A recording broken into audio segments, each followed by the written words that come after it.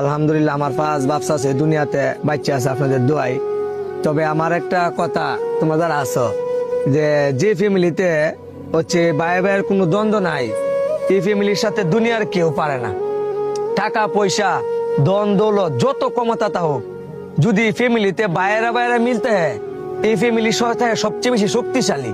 আর যদি বাইরে বাইরে দ্বন্দ্ব থাকে, এই ফ্যামিলির ধ্বংস করার লাগে বাইরে থেকে কোনো শত্রুর প্রয়োজন হয় না, এই ফ্যামিলির এমনিতেই ধ্বংস হয়ে যায়।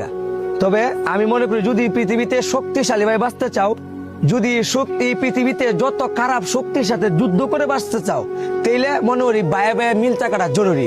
কারণ একমাত্র বাইয়ের লাগে কারি থেকে রক্ত দিব, এছাড়া অন্য কারোই এই সাহস নাই যে একজন কারি থেকে কূপ লেবো বা বাড়ি খাইবো। তাই মনে করি যদি দুনিয়াতে মাথা উঁচু করে বাঁচতে চাও, তাহলে এক মায়ের ফ্যাটের যে ভাই আছে সবাই এক তালাতে ভাত খাও, এক বিছানায় ঘুমাও, শেষ মুহূর্তে বেঁচে থাকার আগ পর্যন্ত যেন সবাই একে অপরে একটা বন্ধন থাকে।